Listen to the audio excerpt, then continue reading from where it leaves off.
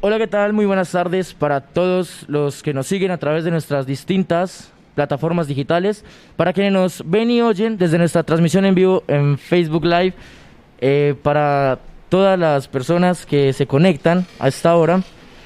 Recordarles por las redes sociales por las que nos pueden seguir: en Facebook, Agora Q Radio; en Instagram, Agora Q Radio Oficial; en Twitter, Agora Q Radio Web.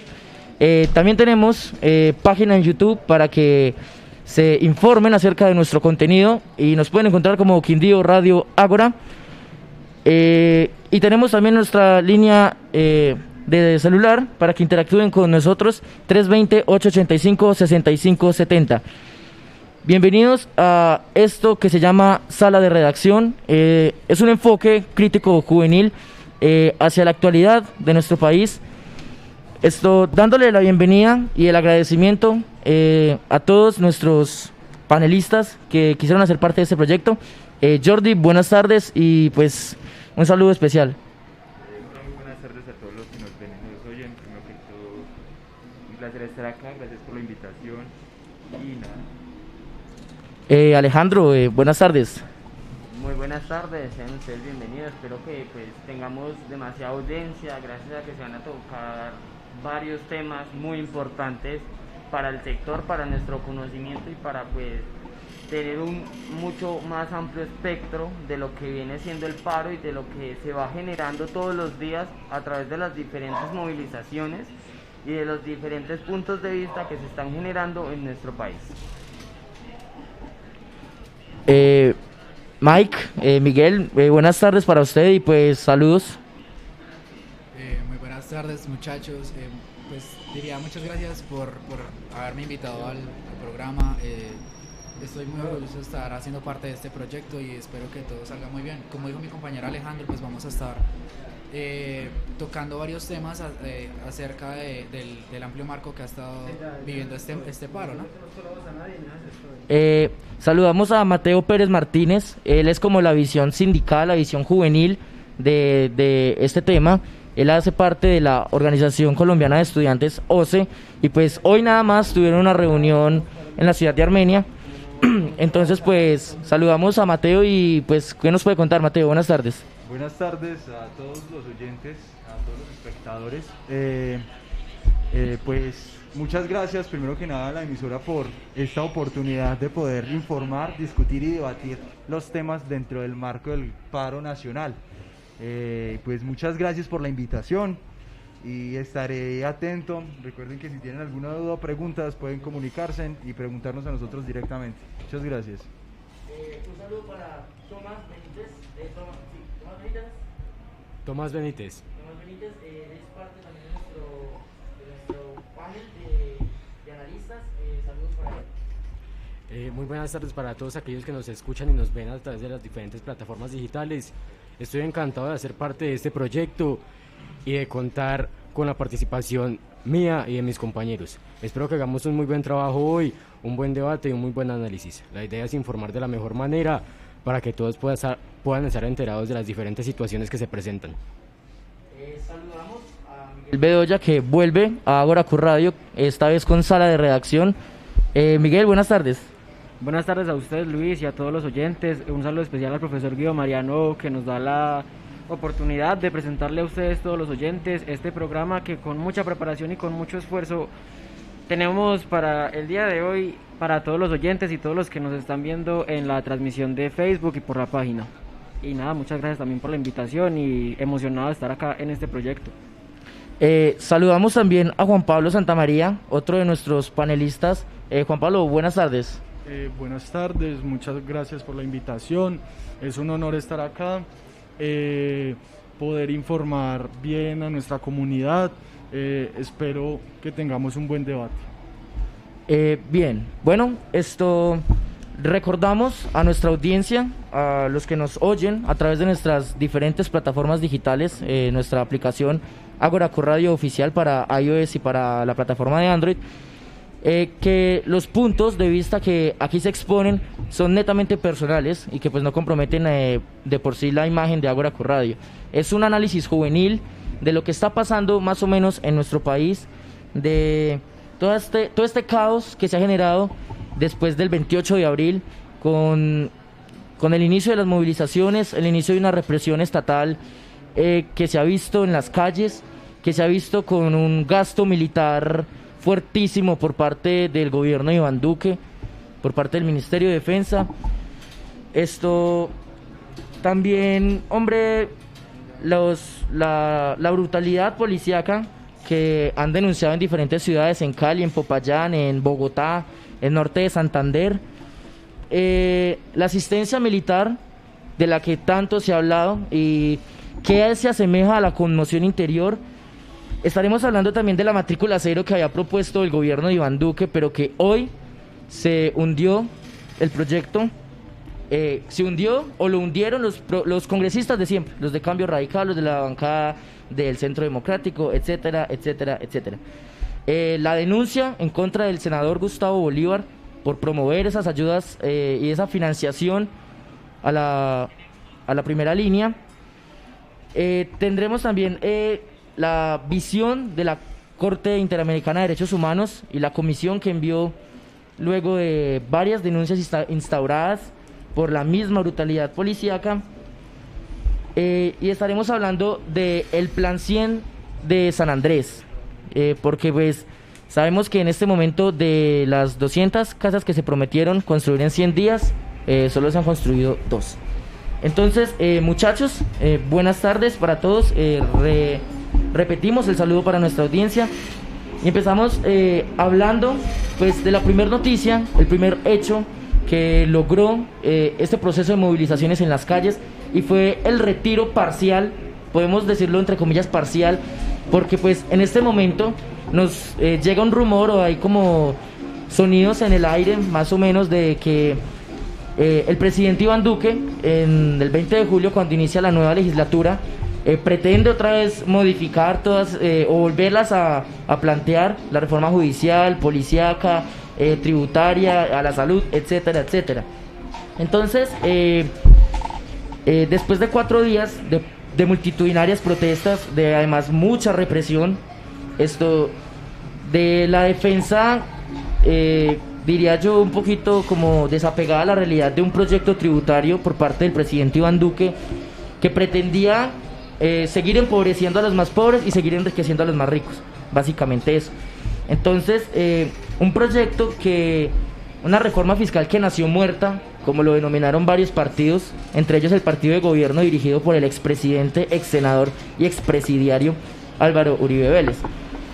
Entonces, muchachos, abro los micrófonos para ustedes para que compartan su opinión acerca de su opinión y su información, la que puedan tener por ahí, de acerca del retiro de la reforma tributaria que le llamaban la ley de sostenimiento solidario, algo así era, ¿no?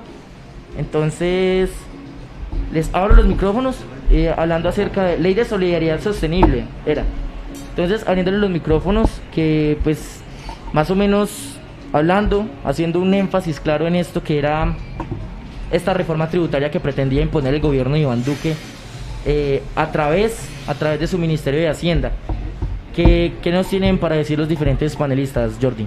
Bueno, pues empezando, la reforma tributaria se retiró el día 2 de mayo, gracias a la presión popular, diría yo. Sí, prácticamente.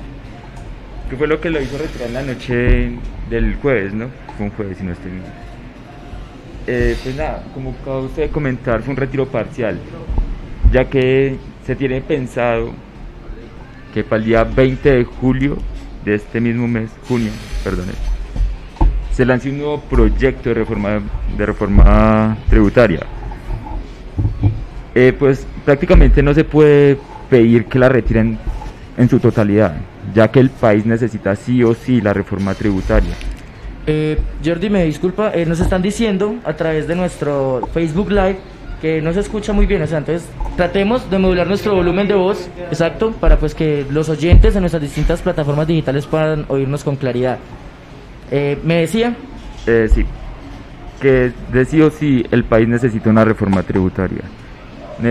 No se puede retirar en su totalidad, ya que necesitan cubrir los huecos fiscales con los despilfarros con los que se han invertido cosas innecesarias para el país. Un ejemplo claro son los helicópteros del presidente para poder movilizarse a través del país. Bien, esto hablaban al inicio de estas movilizaciones, antes, yo diría 2 semanas antes de que solo quedaba canasta para 6 semanas. Salió el ministro Carrasquilla, el exministro Carrasquilla, a decirnos a nosotros los colombianos de que solo nos quedaba canasta para 6 semanas y que el gasto, que no se podía invertir en educación, no se podía invertir en lo que tenían que invertir porque básicamente no había canasta. Alejandro, ¿qué opinión tiene usted al respecto de eso? Reitero buenas tardes a todas las personas que se están uniendo a nuestra transmisión y pues nos siguen desde los distintos medios. Pues verídicamente mi punto de vista acerca de esto es que es algo inoficioso. El dinero que se está gastando el exministro de Hacienda no lo estaba haciendo de una mejor manera, pese a lo que se estaba viviendo a través de el COVID-19, todo lo que se venía informando. Tengamos claro algo, que son unos datos muy importantes, el cual es que casi 2 millones de personas de la población colombiana solo pueden comer 2 veces al día, y casi 500.000 personas solo pueden comer una vez. Entonces, haciéndonos esta magnitud, a mí me sale una pregunta y quiero que mis compañeros panelistas me ayuden como a crear una mejor idea de esta, y es, el país en este momento se encuentra en una crisis. Sí, la reforma tiene que llevar a cabo porque nosotros tenemos una deuda internacional, que es el problema, y realmente Duque no fue el que dijo que la reforma tributaria se tenía que realizar. La persona que dijo fue el Banco Internacional, dijo se tiene que hacer porque ustedes están endeudados. Entonces mi pregunta es, ¿en qué se están gastando el presupuesto del país? ¿En qué se están gastando el dinero de los impuestos de los colombianos? ¿Y cómo deberíamos de cambiar esa forma de ver las cosas? Eso fue lo que se salió a pedir, fue lo que la presión hizo que tumbáramos, o no tumbáramos, sino que reformáramos la reforma tributaria. Entonces pues hay muchos puntos, pero pues quiero que mis compañeros que se encuentran acá conmigo hagan su intervención. Era una reforma que pretendía recaudar 23,4 billones de pesos, unos 6.302 millones de dólares, y era para mejorar el estado de las finanzas públicas y dar continuidad a los distintos programas sociales para los más pobres, como lo mencionó el presidente Duque, cuya demanda aumentó debido a esta pandemia de la COVID-19. Entonces, Miguel, Mike, ¿qué tiene para decirnos? A ver, es digámoslo, contundente en el punto de que básicamente esto nos afecta a la gran mayoría, no voy a decir a la gran mayoría, a la mayor parte, nos afecta a la mayor parte de los colombianos, pese a que la pobreza extrema, su porcentaje aquí en el país se ha estado llevando, o sea, de extremidad a ya básicamente catástrofe. Entonces, de por sí, el hecho de tener una reforma tributaria como la que nos propuso el presidente Iván Duque, pese a la pandemia del COVID-19, es un poco extremista, digámoslo así, desde mi punto de vista. Bueno, pues digamos que si bien lo dicen los compañeros, se está pretendiendo con la reforma tributaria recaudar un dinero que nos hace falta. Cabe aclarar que la corrupción al año nos roba, según el periódico El Portafolio, 50 billones de pesos, ¿sí?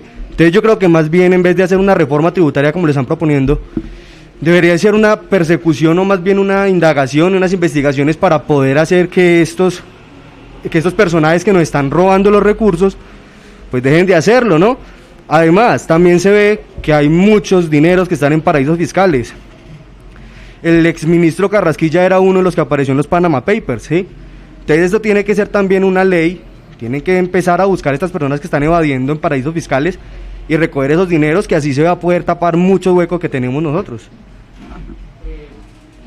Bien, esto, entre otras noticias, esta reforma tributaria que no contó ni siquiera con el apoyo del mentor del presidente Duque, que es el expresidente Uribe, Y como les repito, fue un proyecto que prácticamente nace muerto, o sea, nace muerto y descuartizado por parte del mismo Ministerio de Hacienda, que ya había propuesto anteriormente otras reformas como la del holding financiero. Jordi nos tenía un punto de vista. ¿Qué nos quería decir, Jordi? Que hizo que explotara no simplemente fue el hecho de la reforma tributaria, eran los puntos de los cuales pensaba tocar la reforma tributaria. Por ejemplo, expandir más que todo la canasta familiar en un 80% en su totalidad, tratar de subir los impuestos a los servicios públicos. Y entre estos muchos temas más, como incluir peajes dentro de las mismas ciudades y carreteras alternas. Entonces, esto es una más que toda aclaración para aquellas personas por las cuales dicen, pero es que están haciendo eso solo porque es una reforma tributaria y no entienden las necesidades del país. Sí las entendemos y estamos marchando con objetivos claros.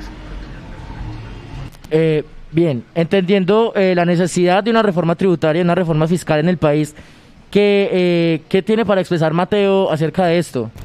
Bueno, primero que nada, tenemos que entender que la reforma tributaria que propuso el exministro de Hacienda Carrasquilla, trataba más que todo por direccionamientos de la OCDE. Todos sabemos de que esta organización, por así decirlo, trata de implantar estos mecanismos o estas estrategias a nuestro país, a nuestra patria, sabiendo que todos tenemos en cuenta de que nosotros no podemos tener direccionamientos o propuestas por parte de una organización externa al país. Esta reforma tributaria lo único que buscaba era hacer más pobre al pobre y más rico al rico. Nosotros no podemos, tenemos que entender y pretender, además de analizar y contextualizar, que el paro se dio inicio en el 2019, no solo por la reforma tributaria, sino por algo que nosotros le llamamos desde el Comité Nacional de Paro el paquetazo de Duque, que no solo abarcaba los rasgos y las peticiones de una reforma laboral, una reforma pensional, un holding financiero, distintos abarcas como por ejemplo la modificación al sistema general de participaciones y entre otros puntos que son bastantes extensos, los cuales a lo largo del programa aspiramos a explicarlos. Entonces, ¿se da la palabra? Bien, además de la fallida reforma tributaria que presentaría el gobierno de Iván Duque, también esto daría como la gota que rebosa el vaso las distintas problemáticas del país, porque decir que los ciudadanos salieron a las calles solo para exigir el retiro de una reforma tributaria, yo creo que es una utopía, ¿no? Porque los ciudadanos exigían, además del retiro de esa reforma, exigían el retiro de la reforma a la salud 010, que pretendía privatizar básicamente los servicios de salud. También exigían el desmonte del escuadrón móvil antidisturbios, creo que es una de las exigencias claras del pliego nacional de peticiones por el Comité Nacional del Paro. El asesinato sistemático de líderes sociales y la falta de esclarecimiento que hay por parte de las distintas autoridades nacionales investigativas. También la falta de implementación de los acuerdos firmados en La Habana, que sabemos que hay sectores políticos que ya quieren destruirlo y que quieren faltarle a ese acuerdo, valga la redundancia. Y también el asesinato sistemático de excombatientes firmantes de paz. Las comunidades indígenas también tienen exigencias en las calles. Ya vemos a los indígenas Misak derribando diferentes estatuas en Bogotá y en Cali. Salieron también a la calle distintos ciudadanos marchando en contra de la precarización laboral y una reforma 1174 que se aprobó por decreto en el Plan Nacional de Desarrollo. Y el mismo desempleo, que es un problema tangible en la sociedad colombiana. Entonces, ¿qué análisis desde esto que tiene Miguel Bedoya? Bueno, ya como lo han dicho mis compañeros, entendiendo que el país necesita una reforma tributaria para recuperar el hueco que hay hay que entender que es que también estamos ante un gobierno que es muy tirano con el pueblo y de cierta manera nos quiere más, o sea, empobrecer más a nosotros que somos los que estamos abajo y seguir beneficiando a aquellas empresas y a todas esas maquinarias que les han ayudado a ellos para subirse allá. Entonces, para mí me parece que de esta manera no es, y que saber que el estallido social no se ha dado solo por la reforma tributaria, entender que es que hay más reformas, que es que hay un abuso policial hacia todo el pueblo, que de cierta manera nos hemos visto violentados no solo por la policía ni las fuerzas públicas, sino también por el gobierno, de la manera en la que nos quiere empobrecer a nosotros, los que trabajamos, la clase obrera, como por así decirlo. Bien, pasando pues de información, hubo un asesinato, diría yo, que marcaría toda la jornada de movilizaciones, y es el asesinato del estudiante Lucas Villa en el viaducto de Pereira, que pues desencadenaría aún más toda esta cadena de conflictos entre los manifestantes y la misma policía, abriéndole puertas a la represión policial. Y pues faltando esclarecimiento aún en esta investigación, tenemos conocimiento de que hay agentes de la SIJIN implicados. Miguel, ¿qué tiene usted de información al respecto? Bueno, Luis, con esto ser claro, lo de Lucas Villa que sucedió el pasado 5 de mayo en el viaducto de la ciudad de Pereira, sabemos que fue más o menos en horas de la noche, a eso de las 7:30, cuando Lucas Villa y Andrés Clavijo fueron abarcados por encapuchados motorizados, siendo Lucas el más afectado al ser alcanzado por 8 disparos con un arma de fuego. Inmediatamente fue internado en el Hospital Universitario San Jorge de Pereira y allí fue declarado con muerte cerebral. Y fue hasta el 11 de mayo que su familia confirmó el fallecimiento de esta persona. Para saber quién era Lucas Villa, bueno, es fácil por los relatos que nos dan. Él era un estudiante de Ciencias del Deporte y estudiaba en la Universidad Tecnológica de Pereira. Tenía 37 años y pues nos cuenta la familia, llegó a contar la familia, que llevaba 17 años estudiando. Y bueno, él era un líder estudiantil y se puede ver en los videos que se alcanzaron a recopilar en redes sociales que marchaba de una forma alegre, era pacífico y rechazaba de cualquier manera la brutalidad policial y del Estado. Respecto a lo que Luis nos decía, que había uniformados involucrados, la policía salió a descartar esto. El mayor general Fernando Murillo, que es el director de la DIJÍN, aseguró que no es cierto que estén involucrados en el asesinato de Lucas Villa en Pereira. Un miembro de la Mesa Nacional de Víctimas alertó por irregularidades en la zona del crimen.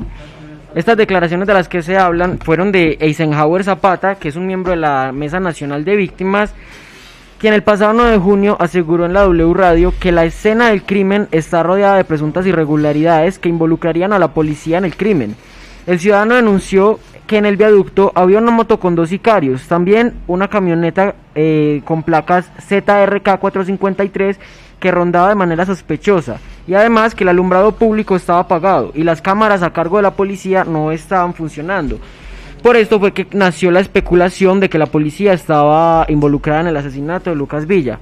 Pero a pesar de esas declaraciones, el general Murillo asegura que la SIJIN de Pereira hizo presencia en el lugar del crimen la misma noche de los hechos y que además las placas de la camioneta no correspondían a vehículos oficiales de la policía ni a alguna agencia de inteligencia adscrita a la fuerza pública.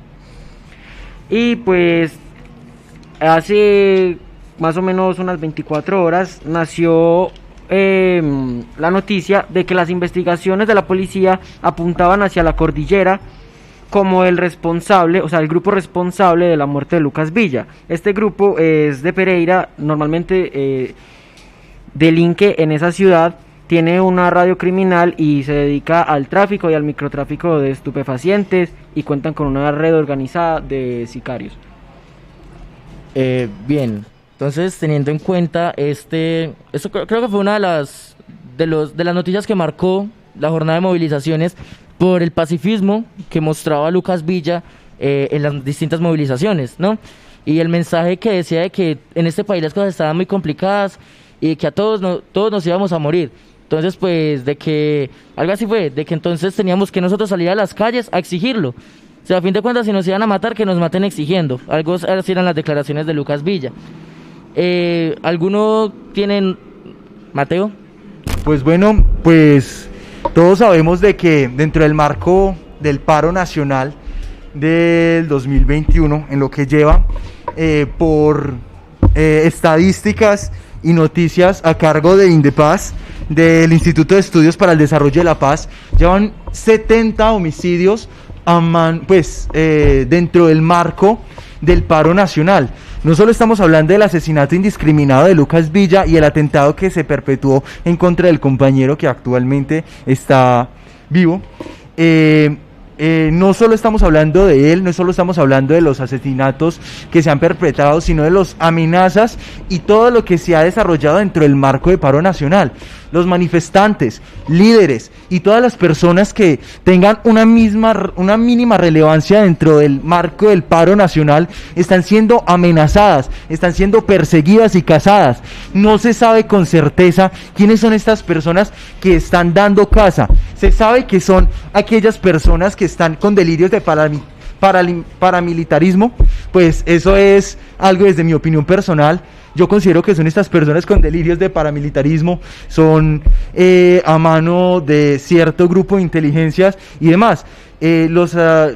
Reitero, las amenazas y la caza indiscriminada por estas personas no está confirmada, pero algo que sí se sabe es que nos están cazando, nos están amenazando y nos están buscando por declarar nuestros derechos y por reclamar lo que es nuestro. Como decía, algunos grupos paramilitares han como afianzado su presencia en distintas partes del país, ¿no? Lo vimos en el caso de Cali, por ejemplo, cuando estuvieron disparando en contra de la minga indígena que se encontraba alrededor de la Universidad del Valle. También se ha visto en Buga, en Tuluá, en Palmira, en Jumbo. O sea, es un sinnúmero de noticias que involucran directamente como a grupos paramilitares, porque literalmente actúan del brazo del Estado, porque se ha visto en distintos videos a la policía acompañando a los que disparan en contra de los movilizados, ¿no? Entonces, Miguel, ¿qué tiene para decir?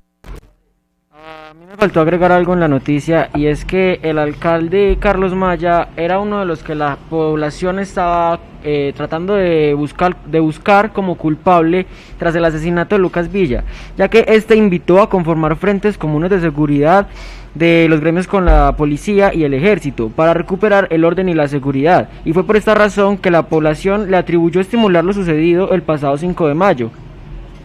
Y pues era eso lo que me faltaba por decir. Andrés.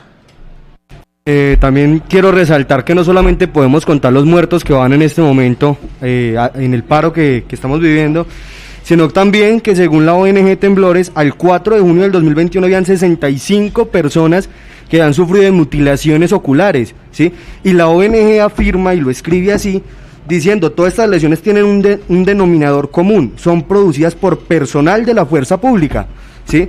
De eso también tenemos que mirar la magnitud de esto, que son 65 personas a las que ya les falta un ojo, simplemente por protestar. Muchas de ellas están protestando pacíficamente y llegan y vuelven un alboroto de estos a fin de quitar las protestas.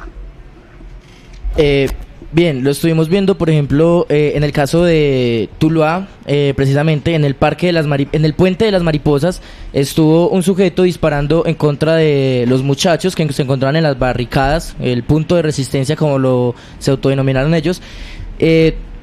Una hora después fue detenido en otro punto de resistencia, y también iba a disparar, y lo detuvieron antes de que iniciara a disparar, y se dieron cuenta de que era un policía. O sea, porque con carnet en mano, los mismos manifestantes mostraron que era un policía activo de la institución.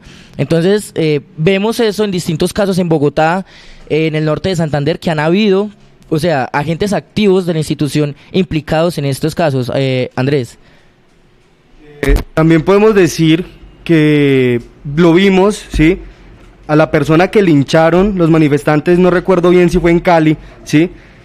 Que esta persona estaba activa en el CTI de la Fiscalía, ¿sí? Y salió con su arma de dotación a disparar indiscriminadamente contra los jóvenes.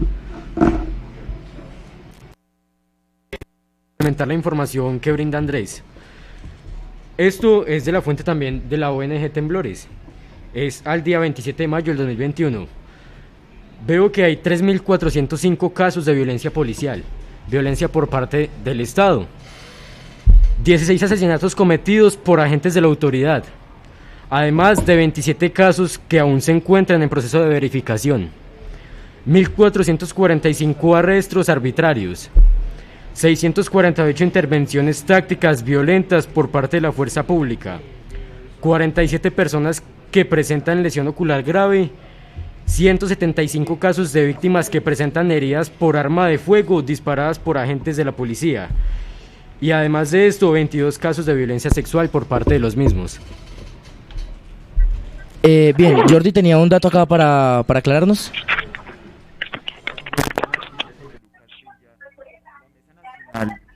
De víctimas asegura que tienen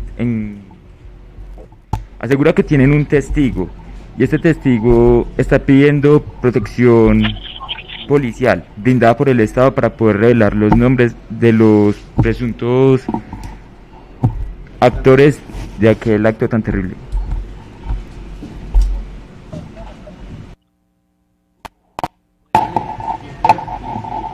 No sé, ¿qué tienen para analizar? Bien, también tenemos también la noticia de Alison, que fue una menor de edad, que al parecer habría sido violada o abusada sexualmente, como lo dijeron algunas noticias, en una unidad de reacción inmediata en la ciudad de Popayán. El brigadier general Ricardo Alarcón, salió a decir inicialmente que se trataba de una información falsa y que no iban a hacer caso a los ataques que hacían distintas organizaciones políticas a la autoridad policial. Entonces, ¿qué análisis tiene de eso, Mike? Pues, o sea, según fuentes como El Tiempo, el general Ricardo Alarcón dice que a los uniformados se les trasladó a la URI y que fueron que fueron plenamente identificados, explicando que están apartados de sus funciones porque se les abrió una investigación desde la fiscalía para que se llevara en medida el proceso debido para estos funcionarios del Escuadrón Antidisturbios Móvil, más bien conocido como el ESMAD. La niña, identificada como Alison Jiménez, dicen y pronuncian ciertas fuentes que no estaba directamente ligada con las manifestaciones el día 12 de junio, cuando fue, el 12 de mayo, perdón, en el momento en el que fue trasladada hacia en la unidad móvil, en el vehículo, y que principalmente sí, esto dice el brigadier general Ricardo Alarcón a fuentes oficiales que como usted lo dice, 4 uniformados ya han sido separados de sus funciones iniciales, además de que ya están identificados y puestos a disposición de la unidad seccional de fiscalías en la ciudad de Popayán. Tenemos a Manuel Londoño. Él es como la contraparte, él va a presentar como los argumentos. Manuel, buenas tardes, bienvenido a Sala de Redacción en Ágora Q Radio.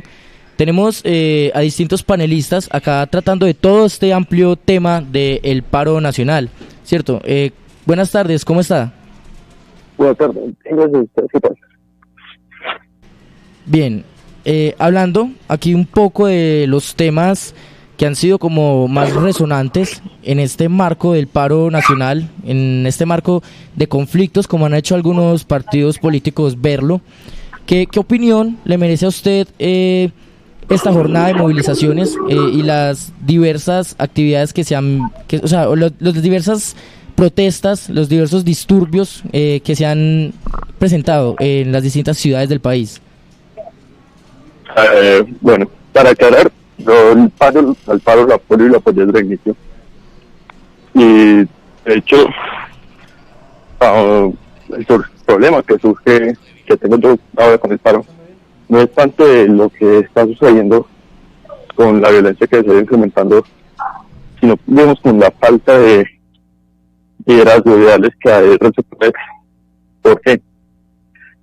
Porque ahora, por ejemplo, los estudiantes no tienen un liderazgo fijo, todo está recayendo en un comité de paro al que nadie le presta atención y proponen las ideas que son, a mi parecer, estúpidas, teniendo en cuenta que no aceptamos una reforma que antes pretendía sacar más dinero, y esta solicitud de este pliego de peticiones lo que pretende sacar más dinero todavía lo que se pretende recaudar con la anterior reforma tributaria. Entonces es una situación muy compleja que pues no queramos o que estamos que hagamos un paro para evitar pagar más impuestos que nos afectan a todos, para realizar una marcha que a todos y con lo que propone el comité nos termina afectando más a todos porque se requieren los impuestos para pagar eso. Bien, Manuel, esto vimos que después de 4 días de manifestaciones multitudinarias, el gobierno en cabeza del presidente Iván Duque le ordena al exministro de Hacienda, Alberto Carrasquilla, retirar la reforma fiscal que había propuesto ante el Congreso de la República.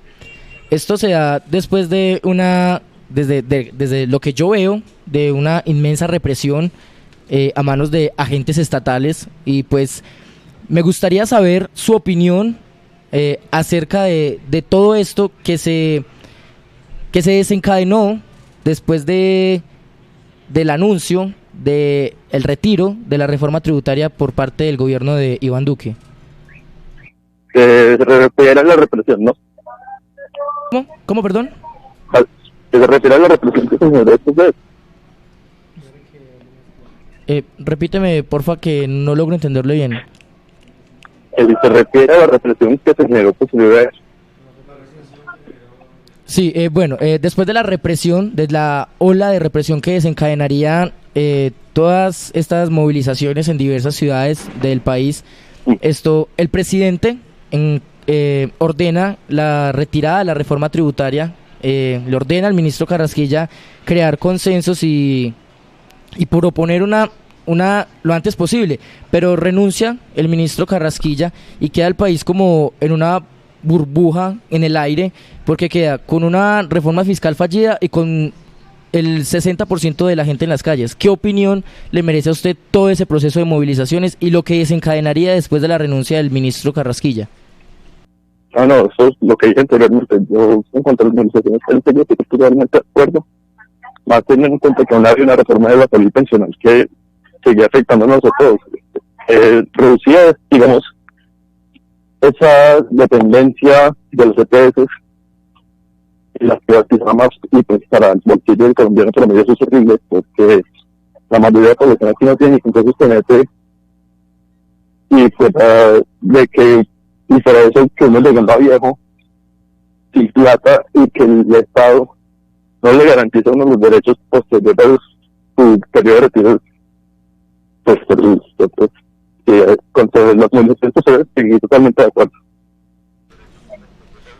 Bien, hablábamos también de el asesinato de Lucas Villa. Digo asesinato porque así lo han denominado distintos medios de comunicación nacional, a manos de, al parecer, serían agentes de la SIJIN, y que habría sido una operación conjunta con un grupo delincuencial de la misma ciudad. ¿Qué opinión le merece a usted Lucas Villa y su posterior asesinato? Bueno, pues a mí Lucas Villa no lo conocí, pero me pareció un buen referente de lo que era el marchante promedio. Una persona que no busca violencia, no busca lastimar a los demás, sino que busca un futuro mejor para sí y para los suyos. Y pues al momento de que van y lo matan en el viaducto, porque parecía que solo para él, porque él fue el que le disparan únicamente contra los dos heridos, que parecieron más de él, que a las perdidas que otra cosa. Pues una situación horrible que para empezar no había suceder así, porque incluso hay poquitas razones la policía y el ejército general se banean por algo que se llama la doctrina humana, es la más, qué pena. y qué sucede y que ellos tienen los manuales de cómo operar en todo momento. Entonces un acto como ese significa que la policía y las fuerzas generales de los fuerzas militares en general no están siendo bien adestradas, y que por ejemplo que hoy día que vemos que hay mucho, ¿cómo llamarlo? Miedo, disculpen ahí esa forma de dirigirme a esas personas, pero hay mucho miedo en la institución que a la hora de salir de su periodo de entrenamiento no está siendo ni adiestrado ni rehabilitado, pues se le va a prestar un servicio militar. Entonces Manuel, separan de sus funciones a 4 policías que trasladaron a una joven que posteriormente se suicidaría. La víctima habría denunciado abuso sexual por parte de diferentes uniformados, pues 4 como lo dice la noticia, y además era hija de un uniformado que cuando salió a dar una versión fue que dijo que si los compañeros la habían embarrado, pues que embarrada, pero que ellos eran los que tenían que responder y no la institución. ¿Qué opinión le merece a usted desde la declaración del padre de la víctima y pues desde conocedor del aspecto de la policía? No, entonces, ¿qué opinión le merece a usted las declaraciones del brigadier general Ricardo Alarcón, que primero salió a desestimar la información y después sale a decir de que ya los agentes están en un proceso de investigación? O sea, primero sale a decir que no, que la información era completamente falsa, y después sí, dice que los uniformados están puestos a investigación de la Fiscalía. ¿Qué opinión le merece a usted la contrariedad que presenta el brigadier general Ricardo Alarcón? Pues primero, con las declaraciones de mi papá, a mí me recuerda mucho una frase que nos decían cuando uno estudiaba: lo que hace uno con el uniforme del colegio afecta la imagen de la institución, aplica lo mismo para la policía. Es muy difícil que la gente no quiera, bueno, que la gente no relacione lo que pasó con la muchacha con la institución completa, más cuando eran gente que no iban a decir, uniformados primero, y segundo que digamos, intentó salvar la imagen aceptando los hechos y diciendo que los policías están siendo juzgados también para hacer una paridad en cada regla. Bien, Manuel, lo invito a que se quede ahí un momentico en la línea. Voy a pasar acá a la mesa de panelistas y ya sigo con usted, ¿listo? De acuerdo. Bien, hablamos ahora de una de las noticias también que marcó mucho un punto de debate que se dio el 1 de mayo, y era que el presidente Duque, desde sus facultades constitucionales, le abría la puerta a la asistencia militar a distintas ciudades, precisamente 13 ciudades y 8 departamentos, ¿cierto? El presidente Duque además dijo que las manifestaciones son una expresión de democracia, pero advirtió que el vandalismo no iba a ponerse ante un debate político. Entonces, literalmente sacó a los militares a la calle, militarizando los pueblos, generando una figura, creería yo, desde mi punto de vista, una figura de represión disimulada, ¿sí? Porque si bien tenemos conocimiento de la falta de confianza que hay a esas instituciones públicas, o sea, que hay un miedo originado desde como la falta de cumplimiento a cabalidad de esos deberes que tienen las distintas fuerzas militares, ¿no? Y que pues salen a la calle, como fue en el caso de Siloé, en el Valle del Cauca. Los militares salieron a disparar a los manifestantes en horas de la noche.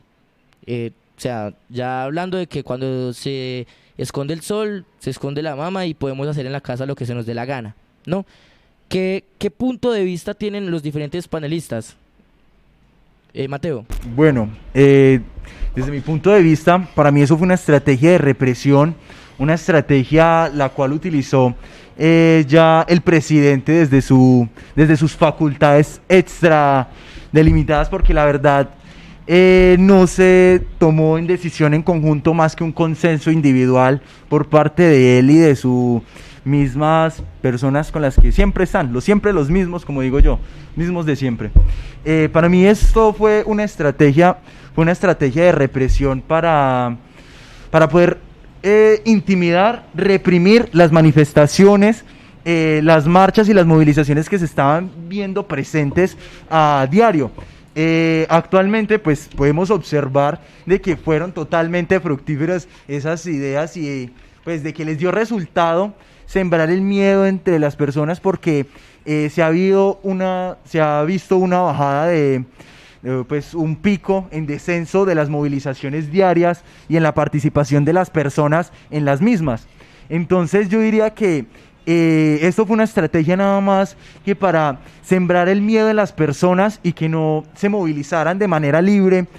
Más que todo fue una amenaza diplomática, diría yo.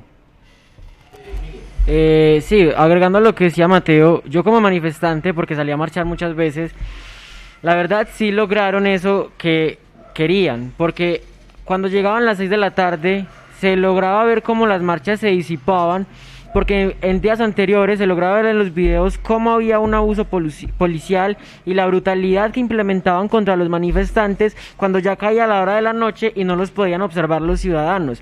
Entonces es algo que, como decía Mateo, pues fue el objetivo que lograron cumplir con esto que implementaron en las ciudades.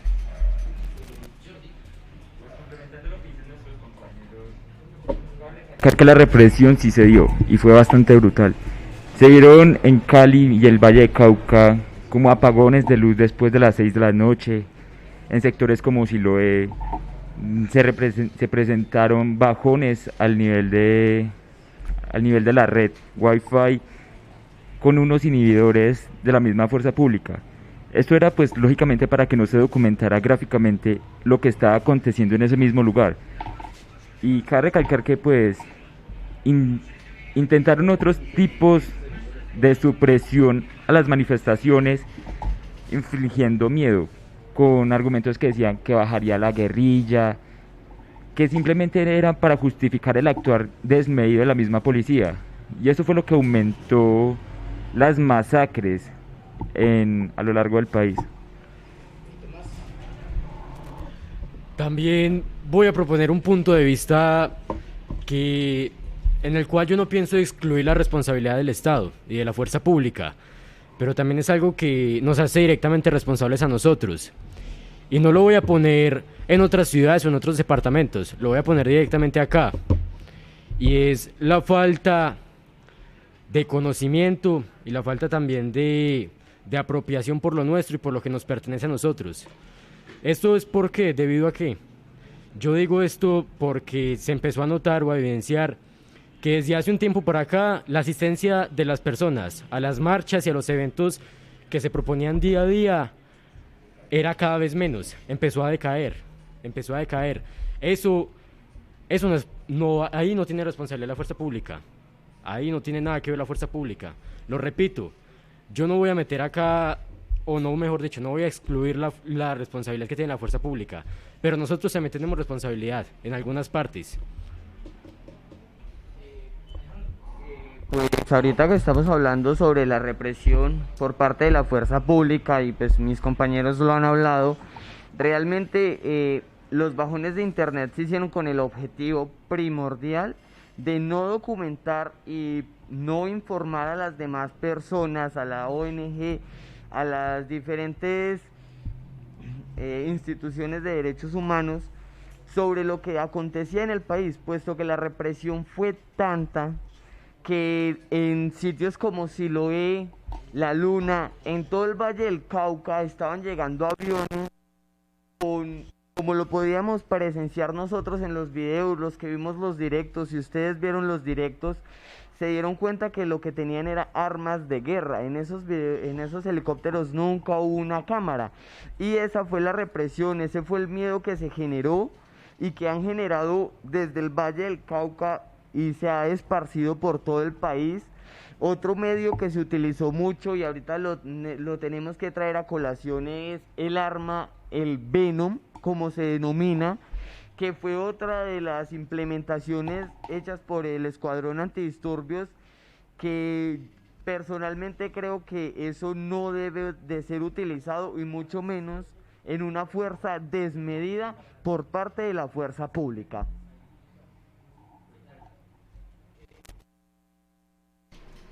Según el decreto 575 del año 2021, el gobierno ordena a los gobernadores del Cauca, Valle del Cauca, Nariño, Huila, Norte de Santander, Putumayo, Caquetá y Risaralda, y a los alcaldes de Cali, Buenaventura, Pasto, Ipiales, Popayán, Yumbo, Buga, Palmira, Bucaramanga, Pereira, Madrid, Facatativá y Neiva, que coordinen con las autoridades militares y de policía del Departamento de la Asistencia Militar. Yo personalmente desconozco de que aquí en el departamento del Quindío se haya hecho esa petición a las fuerzas militares, la de asistencia militar. Y si lo vemos en este momento, por ejemplo, después de que desalojaron a la Guardia Indígena y a los camioneros de Versalles, a distintos estudiantes, porque habían varias organizaciones sociales asentadas sobre la vía que conduce hacia la línea, yo creo que es una de las arterias más importantes hablando de transporte en el país, ¿no? Entonces, a partir de eso, a partir de ese desalojo que vemos por parte, con fuerza represiva, además, que vemos allá en el sector de Versalles, vemos una constante militarización en el municipio de Calarcá. O sea, personalmente, desde que pasó eso, veo militares en la plaza principal del municipio. Yo creo que más de la mitad del día exigiendo documentos a distintos jóvenes que no les importa si están estudiando o si trabajan para sustentar sus carreras. Simplemente les importa es como empoderar esas fuerzas militares, como glorificarlas. Y pues sabemos que quien intenta glorificar las fuerzas militares, así como lo vimos en el tuit del expresidente, exsenador y expresidiario Álvaro Uribe Vélez, ¿no? Entonces, Alejandro nos tiene una visión acerca. Pues como usted lo venía diciendo, realmente después de lo que se vivió cuando retiraron a la Guardia Indígena del sector de Versalles, ha venido desde ese momento para acá una represión en contra de todos los manifestantes, y se vive por las noches. Los que logran pasar a altas horas de la noche, después de las 10, se van a encontrar casi un pelotón completo de las fuerzas militares, acompañado de policía y SMAT, rodeando toda la glorieta que conduce a la vía de la línea, una arteria principal. Y en este momento tenemos policías pidiendo documentación, pidiendo requisa, y se viene implementando algo que no es debido, y pues creo que algunas personas de los que estamos acá lo hemos vivido, lo hemos sufrido, que es que personas civiles con portes totalmente policiales se paran enfrente de nosotros cuando estamos haciendo asambleas, cuando estamos generando algún tipo de discusión en locución al paro nacional, y nos están tomando fotos, nos están registrando y nos tienen, como denominamos nosotros, ya nos tienen fichados, y nos quieren hacer sentir que tenemos una inseguridad, cuando realmente la fuerza pública lo que debe generar es un sentir de paz y tranquilidad por verlos a ellos. Y realmente ahorita usted le pregunta a cualquier joven que si se siente identificado, representado por un policía, y la verdad es que no, y es con justa razón por la represión que nos están brindando. Bien, teniendo en cuenta lo que acaba de decir Alejandro, de que pues muchos de los jóvenes no se sienten ni representados y que además sienten miedo cuando ven una patrulla policial acercarse, o pues cuando se ven alguno de estos entes acercarse. Le preguntamos a Manuel Londoño qué opina acerca del punto de vista de Alejandro, teniendo en cuenta pues de que si bien las fuerzas policiales o militares están hechas para brindar seguridad ciudadana, entonces, ¿qué opina usted al respecto, Manuel?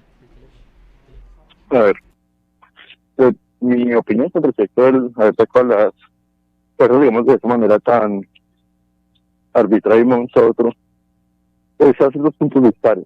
¿Por qué? Porque primero, los primeros días de movilizaciones había un problema en Cali. Pues es algo que Cali siempre ha tenido, que se presentaron saqueos. En primera instancia, de hecho, la policía ni siquiera mandó unidades a las zonas de los saqueos, sino que se quedó en las zonas donde están las manifestaciones, que de hecho reprimieron, y Y segundo, ya después del rato fue que llegaron a aparecer en los almacenes. La otra cosa es cuando ya decidieron llamar al ejército. Ahí es donde se encuentra el punto conflictivo, porque el ejército, entre todo, ha sido el que más ha sacado la cara para bien, porque muchos de los choques que se han tenido con los policías, entre manifestantes y policías, han sido los del ejército los que han debido salvar la patria a los manifestantes cuando la policía se comporta de manera, ¿cómo decirlo?, agresiva. Entonces, a puntos dispares, porque, claro, sacar el ejército es algo que primero motiva a la gente a marchar por el miedo a sufrir represalias. Pero la otra es que ha sido el mismo ejército el que antes ha cumplido la función que debería cumplir la policía, de salvaguardar la integridad de la población civil. Bien, bueno, tenemos una pregunta, Mateo. Sí, perfecto. Muy buenas tardes, señor Manuel. Yo le tengo una pregunta acerca, pues, de toda la represión que se ha visto, porque es evidente. Yo le tengo una pregunta. ¿Usted cree que es justificado, que se vea justificada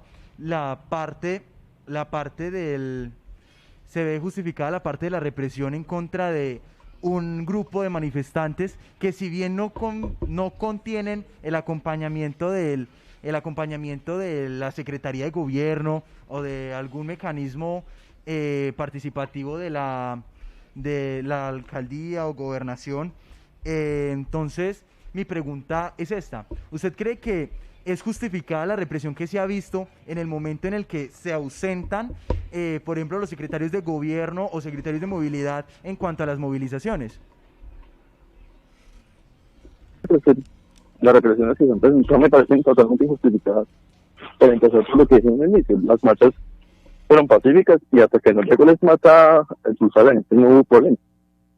Siempre y cuando las marchas no se tornen violentas en actos como pasó en Cali o afectar a la propia ciudadanía, no debería haber motivo para que aparezcan más. A lo que sí pienso yo que debería haber, que fue lo que hizo la policía cuando se presentaron las, entre comillas, marchas de la mal llamada gente de bien, que era acompañar a los manifestantes, bueno, a los marchantes en ese caso. Para eso me parece bien que hubiera estado la policía, para acompañar a la gente, más no estar esperando a la vuelta de la esquina con una tanqueta a dispararles para descongestionar una vía, por ejemplo. Bien, bueno, aquí en nuestro Facebook Live tenemos un comentario de John Anderson Zapata Santa que dice: muy cierto, las perfilaciones a los jóvenes son graves y deben de buscar quién es el encargado del tema de ciberseguridad en el municipio. Es necesario saber qué tratamiento le están dando a esa evidencia fotográfica y videográfica, porque es verdad, si mal no recuerdo, creo que fue para el 12 de mayo que salimos desde Calarcá hasta la ciudad de Armenia a pie. Desde una patrulla de la policía estaba un funcionario de la alcaldía, que tengo el nombre, pero pues en este momento no lo doy porque no sé directamente qué puede estar haciendo con esa información y con esas fotografías, ¿cierto? Pero pues lo vimos en repetidas ocasiones desde un CAI móvil tomándole fotos a los distintos manifestantes. Entonces pues vemos que es un caso grave el de las perfilaciones, Mateo. De acuerdo con ese día también sucedió una escena bastante preocupante tanto para mis conocidos, mis amigos y mi familia. La mayoría de los que estamos aquí presentes, ese día presenciamos lo que podría ser un intento de perfilamiento en parte de nosotros que estábamos liderando ese día la manifestación, la movilización hacia Armenia. Nosotros contábamos con todos los avisos, nos acompañaba la Secretaría de Gobierno y un mecanismo, pues, y la Secretaría de Movilidad enviando a oficiales de tránsito. En el momento en el que yo me dediqué para reunir a toda la gente y dar una información, un oficial que evidentemente no tenía número de identificación, no se sabía absolutamente nada de esa oficial, comenzó a fotografiarme, a grabar videos y a todas las personas que estábamos alrededor. Entonces, mi llamado es que esto es algo totalmente ilegal, por supuesto. Primero que nada, no estuvo mi consentimiento no tuvo mi consentimiento ni el consentimiento de las personas que me acompañaban para este tipo de grabaciones y evidencias fotográficas. Segundo, pues en ese entonces todavía el gobernador del Quindío no había proclamado necesario y obligatorio la identificación y el número de identificación en los oficiales. Por ende, esa oficial, por elección propia, se quitó su número de identificación, lo ocultó a ojos de los civiles, y decidió fotografiarnos y tomar evidencias videográficas y fotográficas de los que estaba evidenciándose allí. Claramente esto es un llamado a la población a que estén pendientes, y en el momento en el que ustedes evidencien un tipo de acto similar a esto, enfréntenlos, encárenlos y háganles saber de que ustedes no dieron el consentimiento y de que es un comportamiento totalmente ilegal e irrespetuoso a sus derechos como civil, como persona, por parte de la institución y por parte del oficial que esté perpetrando este acto. Sí, complementando lo que está diciendo mi compañero Mateo, yo también fui digámoslo así, testigo de lo que ocurrió en esos momentos. De hecho, yo fui quien alerté a la mayoría de mis compañeros en ese momento de que nos estaban grabando, y principalmente le alegué de manera respetuosa, obviamente sin violencia, a la oficial en ese momento, que sin ningún tipo de identificación nos estaba dando, pues, o sea, una inseguridad a nuestra seguridad propia. Pero aparte de eso, también fui testigo de que gente del común estaba en contra de los manifestantes, y de hecho en algún momento de la manifestación, de la marcha, hubo un ataque por parte de una persona civil hacia una compañera en esa movilización, de la cual nadie estaba enterado. De hecho, no voy a decir el nombre de la compañera porque obviamente no se sabe qué se puede hacer con esa información, pero es algo crucial, de hecho. Alejandro. Abordando ya y dándole como fin a este tema, necesitamos preocuparnos y pues informar a la comunidad acerca de que no solo es acá en Calarcá, sino lo que se está viviendo en Armenia, en las manifestaciones que se llevan a cabo, puesto que está saliendo el mismo policía con una grabadora, una cámara grabadora fílmica grandísima, y sin pena ni vergüenza y sin autorización alguna nos pone y perfila a toda la primera línea, a todas las personas que vamos junto a la movilización. Entonces esto es un llamado de atención para que, si lo vemos, nos alertemos y que nos den o nos esclarezcan la información de por qué nos están grabando, por qué nos están tomando fotos y qué es lo que están llevando a cabo con todas estas filmaciones o con todas estas fotografías que se toman. Bien, bueno, eso fue pues el análisis que tuvimos desde la parte de la represión policial y los distintos abusos por parte de las distintas partes, ¿no? Escuché esta mañana de que, por ejemplo, en la Universidad del Quindío, en los mismos manifestantes que se tomaron la universidad, que entre esos manifestantes habían algunos que estaban como haciéndole apología a la delincuencia y al microtráfico. Entonces, pues, creo que uno, como lo decía Tomás, no podemos evadir la responsabilidad del Estado ante los actos que está cometiendo, pero tampoco podemos evadir nuestras responsabilidades como ciudadanos y pues como manifestantes. Cambiando completamente de tema, vamos a hablar ahora de el anuncio que pues hoy nos dimos cuenta de otro anuncio, que el gobierno pretendía darle matrícula cero a los estudiantes de estratos 1, 2 y 3. Como lo mencionaba el presidente Duque, que por primera vez en la historia del país, la totalidad de los estudiantes de estratos 1, 2 y 3 iban a poder ingresar a la universidad de manera gratuita por el segundo semestre del año 2021.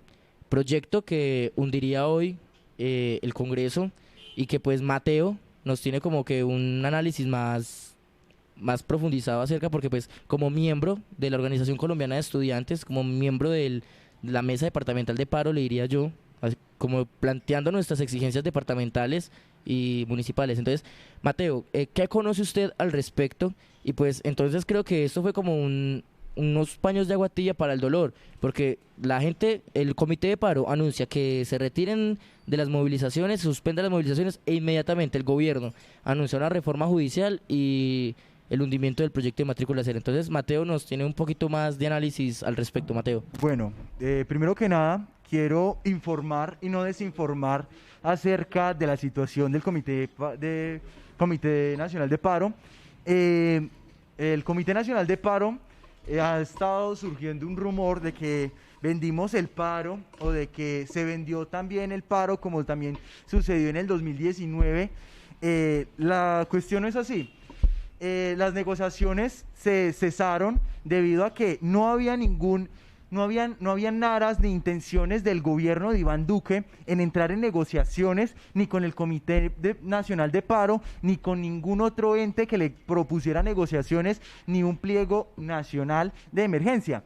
Entonces, se cesaron también las movilizaciones. Eso es algo que tenemos que tener muy importante, debido a que las movilizaciones diarias, como les decía anteriormente, se vio un descenso, ¿cómo le digo yo?, un punto de caída a las movilizaciones diarias.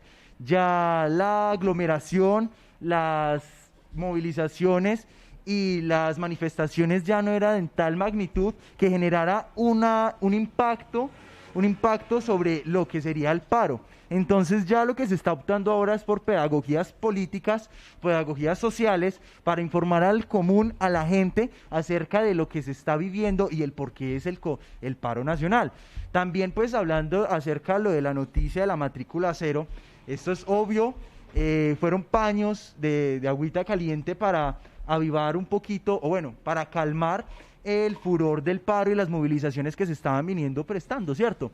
Obviamente todos, muchos dijeron, van a lanzar una matrícula cero, pero al momento en el que se descubrió que era parcial y era por un solo semestre, la gente comenzó otra vez a las calles y comenzó a desmitificar totalmente, deslegitimizar totalmente este proyecto. Obviamente esto se iba a caer. Eso es más que seguro que la representación en la Cámara no lo iba a dejar pasar. Entonces, pues como tal, desde el Comité Nacional de Paro, está bien decirlo que el Comité Nacional de Paro en ningún momento vendió el paro, en ningún momento vendió las movilizaciones, ni mucho menos la lucha que se está vendiendo, la que se está viendo, perdón. Entonces, era mi labor como tal, estando presente en el Comité Departamental de Paro, es informar y no desinformar. Entonces, para que tengan en cuenta todas las personas y todos los oyentes, que en ningún momento se vendió el paro. Se cesaron las movilizaciones diarias debido al declive que se habían visto en estas mismas. Quiero decirlo y quiero que estén muy atentos, porque la que hundió la matrícula cero fue la Comisión Sexta, ¿sí? De esta Comisión Sexta hay 7 senadores. Únicamente dos de ellos votaron a favor. Escuchen bien los nombres, porque yo siempre he pensado que ni perdón ni olvido para las personas que siempre quieren estar clavando cosas negativas en nosotros. En este caso, que no aprobaron una matrícula cero, que como es bien visto, y yo que soy estudiante, he tenido que ver en muchísimas oportunidades que muchos de mis compañeros tienen que optar o entre comerse en algo en el descanso, o pagar un pasaje de bus porque no tienen para más, ¿sí? 2 senadores votaron a favor: Jorge Guevara, del Partido Verde, y Griselda Lobo, de Comunes. Los 5 que votaron en contra fue Ruby Chagüí, del Centro Democrático, Julián Bedoya, del Partido Liberal, Horacio Serpa, liberal, Antonio Sabarín, del Cambio Radical, Ana María Castañeda, del Cambio Radical, ¿sí? Estos nombres tenemos que tenerlo muy en claro, todos tenemos que tener muy en claro estos nombres, porque ni perdón ni olvido para las personas que siempre quieren todo para ellos, todo para los ricos y nada para las personas que realmente lo necesitan.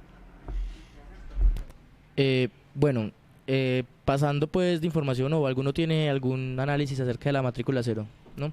Bien, entonces pasando de información, Mike. Pues, a ver, complementando lo que está diciendo el compañero Andrés, Cabe resaltar que, entre muchas cosas, el senador Gustavo Bolívar, en uno de sus tweets, publicó básicamente quienes estuvieron a favor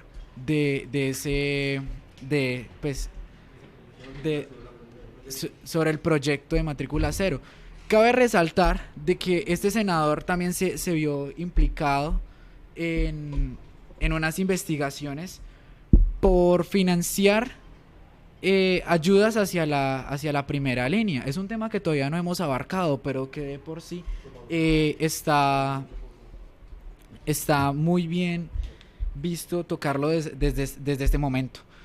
Porque la verdad no se sabe, o sea, según esos... Bien, bueno, pues hablando acerca de eso, porque ya íbamos hacia esa información, y es de la queja que radican ante la Procuraduría contra Gustavo Bolívar por promover esa misma ayuda hacia los muchachos de la primera línea. Y es que ante la Procuraduría General de la Nación fue radicada una queja disciplinaria que pide investigar al senador Gustavo Bolívar, que en distintas redes sociales promovió una colecta vía Baki que buscaba recoger el dinero para apoyar a los jóvenes de la primera línea y a las madres de la primera línea, en el caso de Bogotá, que también pretende como ayudar a los jóvenes que han sufrido mutilaciones oculares y a las familias que han salido con problemas de esa jornada de movilización. Esto se trata de jóvenes y madres que salen con escudos artesanales, máscaras de gas y otros elementos a las jornadas de movilización por el paro nacional, y que se enfrentan con el Escuadrón Móvil Antidisturbios, que viene con Venom, que viene con aturdidoras, que viene con perdigones, que viene con una cantidad, con un arsenal de armas para la represión. Y pues Juanita Cataño, que es quien radica esta queja ante la Procuraduría, dice que el senador puede incurrir ante posibles faltas al promover esas distintas ayudas a los jóvenes de la primera línea. Entonces, Mike, que pues tiene alguna opinión al respecto, Mike. Sí, o sea, personalmente estoy totalmente en desacuerdo con Juanita Cataño, pese a que es algo inmoral de que jóvenes y madres que salen con cosas, digámoslo así, artesanales de un diario vivir, dependiendo obviamente de su profesión, sea herrero, sea soldador, en este caso para los escudos artesanales. No me parece que digan que la primera línea sea un grupo armado al margen de la ley, un grupo terrorista, como dice mi compañero Andrés. Gracias por la aclaración. De por sí, esto no se trata de que la primera línea sea un grupo terrorista, porque no lo es, pese a salir básicamente con cosas que son mínimamente letales y son primordialmente para la defensa de los manifestantes, no para la represión hacia la policía, sino en defensa propia. Esto es algo básico que se puede tratar desde un punto de vista ético. En cuanto a la misión del policía, la cual es, y que todos tenemos clarísima, el proteger a la ciudadanía, no ir en contra de ella. Jordi. Compañeros, la colecta que hizo Gustavo Bolívar a través de redes sociales fue para donarlos directamente los fondos a implementos de protección personal, que vendrían siendo lo que son cascos, gafas y mascarillas antigas. Complementando pues acá lo que vienen diciendo nuestros compañeros, primero pues a todas las personas que nos escuchan y que nos ven, darles una aclaración muy importante, y es que la primera línea, la única misión que cumple en las manifestaciones es defendernos de la represión policial que estamos viviendo. Eso es lo que cumple. Por este motivo, y viendo esas razones, que las personas estaban utilizando, como lo dicen mis compañeros, objetos artesanales, algunas ¿cómo decirlo? Escudos hechos a base de latas, de rejas que sobran. Entonces, él lo único que promovió fue un incentivo para que, como ya no nos sentimos, la represión viene desde el Estado, entonces tuviéramos un objetivo y un propósito para defendernos. Cabe aclarar que todas las gafas que él compró, todos los guantes de carnaza y todas las máscaras antigases que este mismo donó han servido para rebajar en gran medida las víctimas o lesionados tanto en la cabeza, en los ojos o en los cuerpos.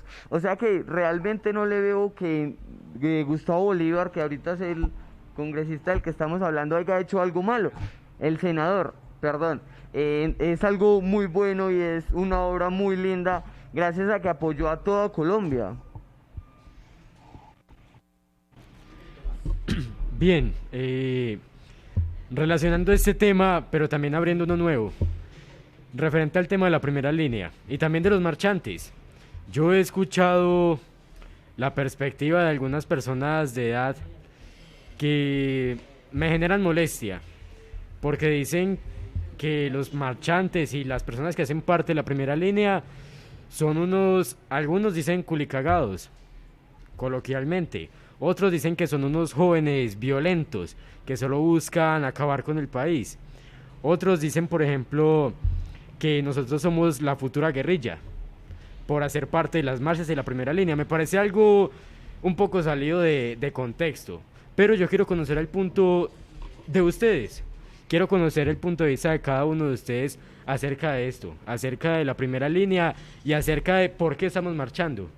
Quiero exponerle eso a los demás. Bueno, pues mi opinión a la primera línea es que, uno, como lo decía Malcolm X hace muchos años, era que era una movilización pacífica en aras de defensa si se veía atacada, uno.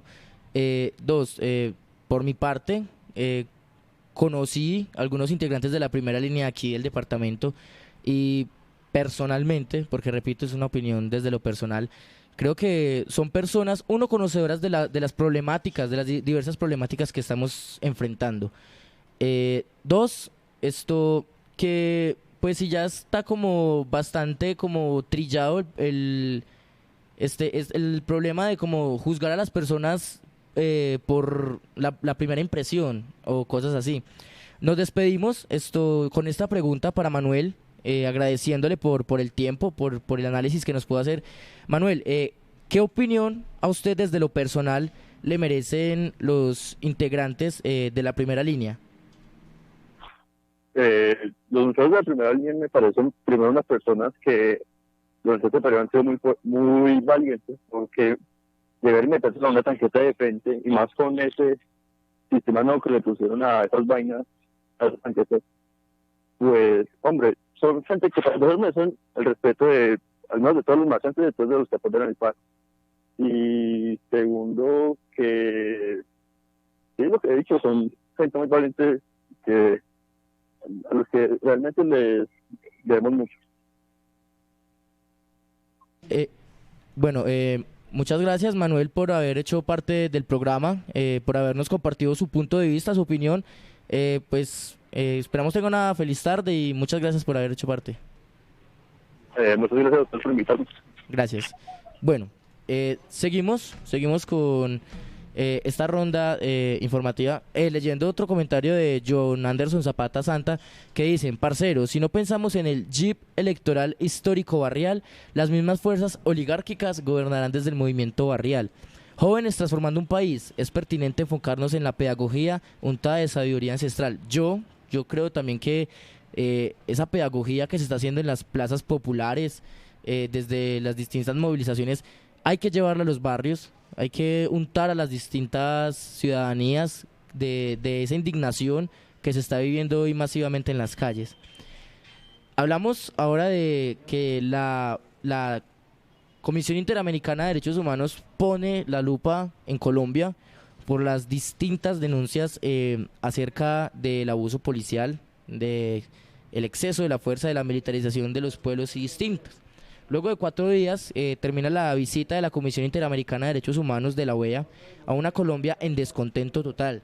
El organismo tuvo encuentros con las partes involucradas y revisó numerosas denuncias sobre presuntas violaciones a los derechos humanos por parte de la fuerza pública durante las protestas que se prolongan desde el día 28 de abril. Aún se desconoce qué resultados concretos deja esta visita de la Corte Interamericana de Derechos Humanos y pues se estarán conociendo en los próximos días las recomendaciones que le darían al trato a los manifestantes, ¿no? También se conoce por ahora que el encargado de vigilar ese proceso en la OEA, ante la OEA, es el ex procurador Alejandro Ordóñez, ex procurador envuelto en distintos escándalos que pretendió quitarle los derechos políticos al ahora senador Gustavo Petro, antes alcalde de Bogotá.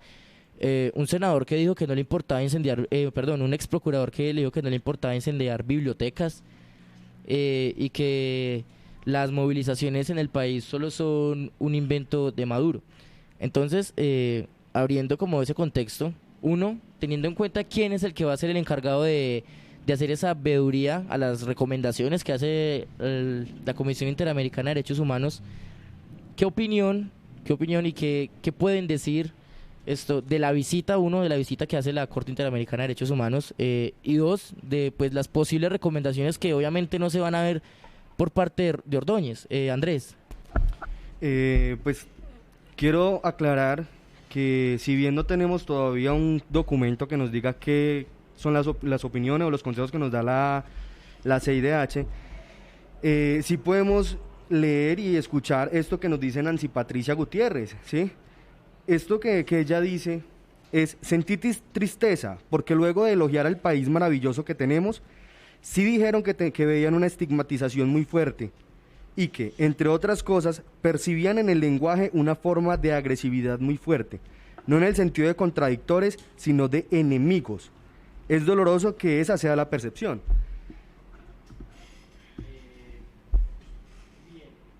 Vamos con esto es una sección del tema ¿Quién los mató?, que hizo parte Junior Jane, artista que sería baleado en la ciudad de Cali días antes. Entonces vamos con la canción, Andrés, y ya volvemos. Ahora soy yo quien va a escandalizarse con la fuerza de los gritos de Ruby Cortés en los cañaduzales. Le exijo a la justicia que este caso se aclare y que no quede impune como casi siempre hacen. Nada, la vida de los negros no importa nada. Lo primero que dicen es andaban en cosas raras, como Jean Paul, Jael, Leider, Álvaro y Fernando. Somos víctimas del sistema y el abandono. Bien, bueno, entonces escuchamos el fragmento de la canción de Junior Jane, que hace en compañía de Hendrix y otros artistas del Pacífico colombiano. Un Pacífico que se ha visto, yo creo que con la violencia agudizada este último mes, aparte pues por la jornada de movilizaciones, pero tenemos en conocimiento de que antes de esta jornada de paro nacional hubo un paro cívico en la ciudad de Buenaventura, paro cívico que apoyó este artista, que también se empapaba mucho de las causas sociales del puerto de Buenaventura y que hablaba de las exigencias que tenía este puerto como sociedad hacia el abandono estatal, porque él mismo lo menciona. Habla también de el asesinato de los jóvenes en el Cañaduzal allá en Cali, que fueron como 5 jóvenes. Entonces, haciendo como un contexto claro de lo que pasa en este momento en el país, se asesinan líderes sociales, se asesinan cantantes, se asesinan, como fue en el caso de Dylan, del cantante Hassan Baigó, que también fue una víctima del aparato estatal en la represión en la ciudad de Pereira. ¿Qué opinión merece para Mateo, en este caso, que nos está levantando la mano, toda esta coyuntura que vive el país? O sea, de por sí fue más resonante la muerte de un artista, pues por el conocimiento que ya llevaba, pero hombre, creo que ya van más de 40 víctimas mortales desde que inició las movilizaciones. Entonces, siguen matando y a pesar de la visita de los órganos internacionales, no se hace nada por parte del gobierno. Mateo. Primero que nada, quiero enfatizar en que en Colombia ha sido un país sumamente bello, biodiverso.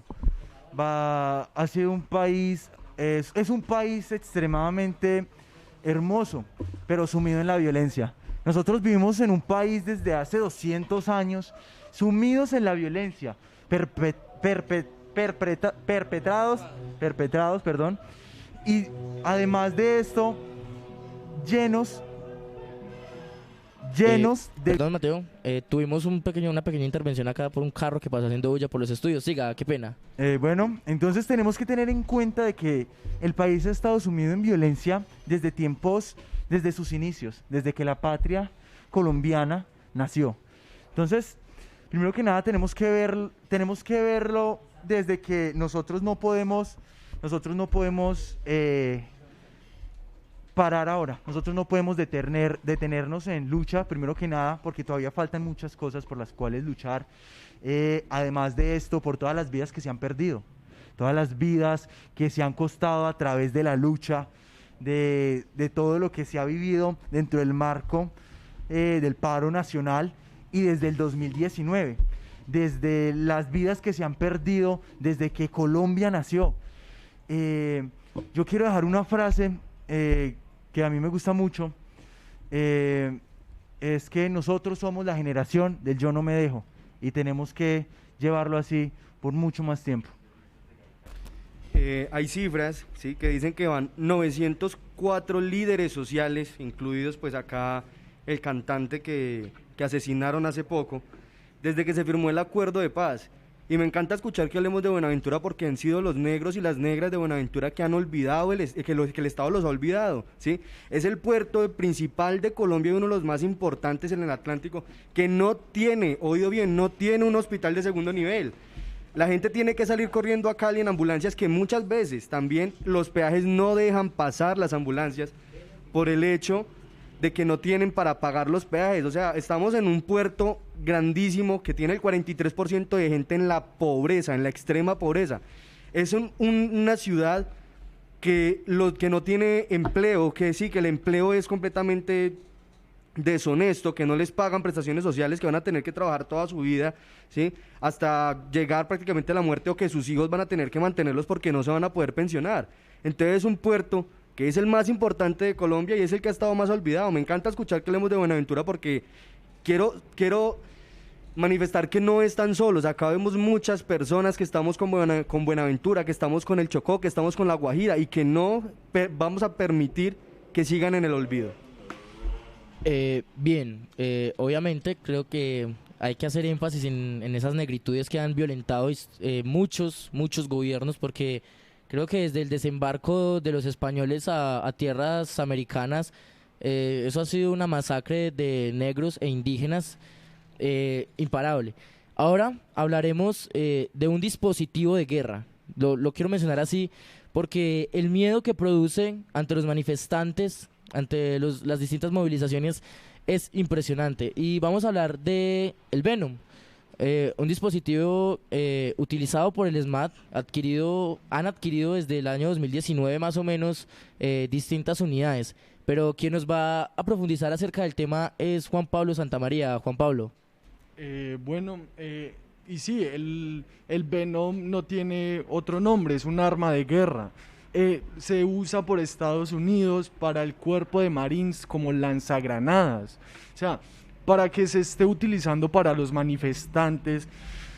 Según el Venom, es un sistema de disuasión no letal, pero puede matar.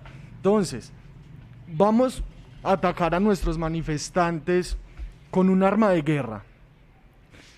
Tiene 3 cofres con 10 municiones cada uno, o sea, 30 en total, que se disparan discriminadamente en contra de los manifestantes. En este momento, el Venom está en 3 departamentos, en el Valle del Cauca, en el Cauca y en Cundinamarca.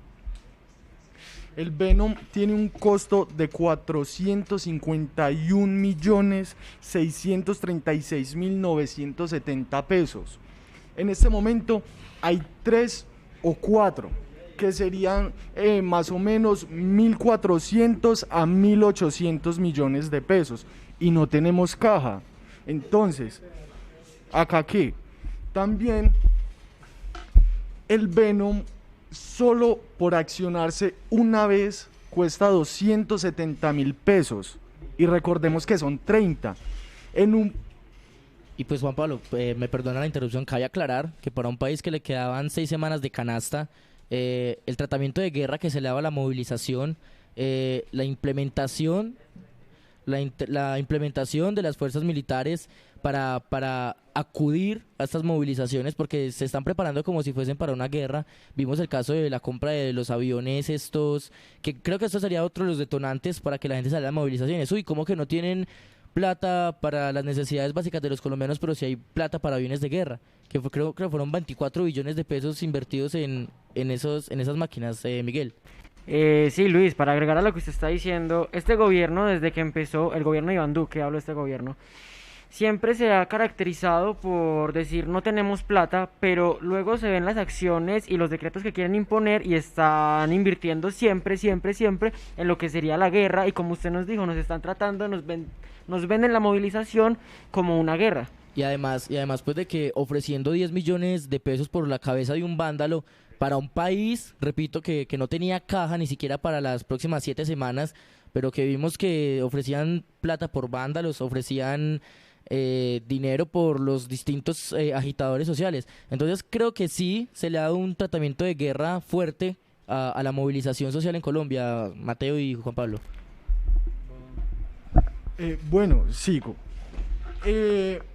Ya hablando acá que no hay caja para el país y compran el Venom, que solo por usarse una vez descargada total cuesta 8 millones de pesos y no tenemos caja. Y en un procedimiento se puede disparar hasta 3 o 4 veces. Serían unos 32 millones de pesos en una noche. ¿Qué es eso? O sea, no tenemos plata y la estamos mandando a la guerra. No hay educación, no hay salud. ¿Y qué? Y la plata siempre va para la guerra. Así no se puede. También en Popayán, los primeros días que se usó el Venom fue el 1 y el 4 de mayo en Bogotá.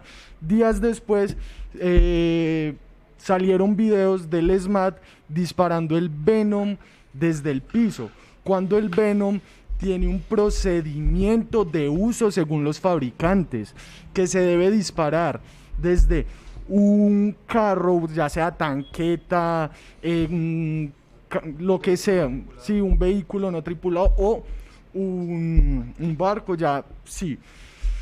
Y lo están disparando desde el piso, directo a los manifestantes, cuando se tiene que disparar a un ángulo de 45 grados, en parábola. Ahí fue donde salió la jueza Jenny Jimena Cuetia a ordenar la suspensión del Venom. Pero como así que solo en Popayán? Es que en Popayán son los únicos videos donde han salido disparándolo mal, usándolo mal. Se tiene que prohibir el Venom en todo el territorio nacional. Bueno, tenemos también un análisis de Miguel por parte del gasto militar que ha hecho el mismo Estado para el tratamiento a estas movilizaciones. Mike. Sí, Luis, tiene toda la razón. Esto es más que un análisis, es una crítica, puesto que desde 2019 nuestro país, nuestra nación gloriosa, ha estado gastando alrededor de 10.169 millones de dólares. Ojo a la moneda, dólares, que esto hace que básicamente se convierta en una triplicación de lo que en realidad estamos gastando a manera de guerra. Lógicamente esto en el 2020, el año pasado, se disminuyó en un 9,3%, lo que acude a decir que hemos gastado al menos 9.216 millones. Y hago énfasis en lo que dice mi compañero Juan Pablo. ¿Cómo es posible que no tengamos dinero? No tenemos canasta para la educación, para la salud, que son básicamente cosas primordiales en una nación, pero sí tengamos dinero para implementación militar. Es algo muy controversial. Es increíble también pensar que el Tratado de Versalles del 1919 prohíbe el uso de armas químicas en guerras, ¿sí? Por armas químicas también se refieren a los gases lacrimógenos, que fueron uno de los más utilizados en la Primera Guerra Mundial. Es más, fue el primero más utilizado en 1914. Es increíble, vuelvo a decir, que ni siquiera se permitan en las guerras utilizar armas químicas ahorita para poder disuadir, para usarlos para disuadir marchas que en su mayoría son pacíficas. O sea, esto no se puede permitir en ninguna parte del país ni en ninguna parte del mundo. Y según lo que dice mi compañero acá Andrés, las armas químicas están prohibidas, pero se usa el gas lacrimógeno contra los manifestantes porque se está usando no como un arma, sino como una ayuda a la dispersión de gente. No se está matando gente, pero puede matar. Pero hay gente que se muere. Entonces, no, pues qué pesar. Ahí no, eso no tiene sentido. Aquí para intervenir un poco a lo que decía mi compañero Juan Pablo, la policía le da un muy mal uso a lo que vendrían siendo los gases lacrimógenos, porque si bien no está permitida en una guerra, pero sí se puede usar en una manifestación, y encima de que la usan en una manifestación que son catalogadas como pacíficas, no las disparan al suelo para que la gente se disperse, sino que la disparan contra una persona, contra la integridad física, con la intención de herir, y pues la verdad no tiene ninguna, no sé, para mí no tiene sentido que la policía use esta cosa de esta manera. Pues sí, apoyando lo que acaba de decir Miguel, mi compañero, realmente tenemos que reevaluar todo este proceso del escuadrón, por eso es uno de las peticiones, el desarme del mismo, debido a la fuerza y el exceso que tienen estas armas en contra de los manifestantes, porque se dice que se utilizan para disuadir o para disuadir a las multitudes, para separarlas, bien, pero la pregunta acá es, ¿la policía por qué está utilizando el Venom?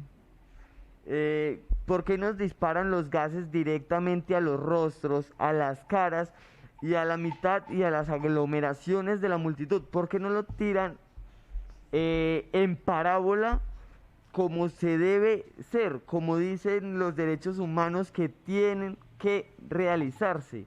Esa sería como mi pregunta aquí. También quiero decir que es muy bonito lo que se lee en el papel al momento de decir que los gases lacrimógenos no se utilizan como para guerra como tal o para asesinar personas, sino que para dispersarlas, ¿sí? Pero tengamos en cuenta también de que hay muchísimas denuncias que muestran pipetas de gas lacrimógeno vencidos, ¿sí? Vencidos. Esto afecta a las personas, esto afecta a la salud de las personas.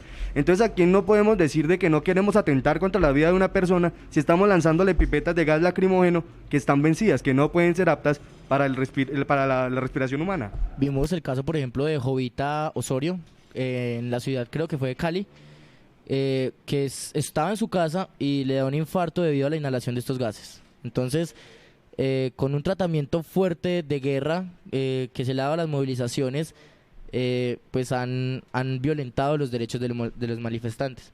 Ahora hablamos de un tema muy puntual y un tema muy importante, porque creo que no se le ha dado la importancia en los diversos medios, y es el derribo de varias estatuas por parte de la comunidad Misak, que según dicen ellos, en busca de reivindicación histórica con los pueblos originarios. La misma comunidad que habría derribado la estatua de Gonzalo Jiménez de Quesada en Bogotá, y que días antes habría derrumbado la estatua de Sebastián de Belalcázar en la ciudad de Cali, aseguran que han recuperado espacios que eran de ellos desde hace muchos años, desde la invasión, que nosotros la llamamos la conquista, y que además los pueblos originarios han recuperado uno más de sus espacios sagrados, que fueron violados, despojados y perpetrados por los sicarios de la colonia y la conquista, aseguró la comunidad indígena en un comunicado. La estatua, por ejemplo, de Gonzalo Jiménez de Quesada, que fue inaugurada el 6 de agosto de 1960 y posteriormente con motivo de 430 años de fundación de la ciudad de Bogotá, fue ubicada en la misma avenida entre carreras 8ª y 9ª, y finalmente en el año 88 fue trasladada a la plazoleta del Rosario. De acuerdo con la comunidad Misak, Gonzalo Jiménez de Quesada, fundador de la Bogotá, es el más grande masacrador, torturador, ladrón y violador de las mujeres y de los hijos de esta comunidad. Y además asegura Didier Chirimuscay, que es un líder indígena de esta misma comunidad, que ellos llevan hace muchos más años en esta tierra y que los españoles llegaron a violar, a masacrar y a acabar con los pueblos originarios.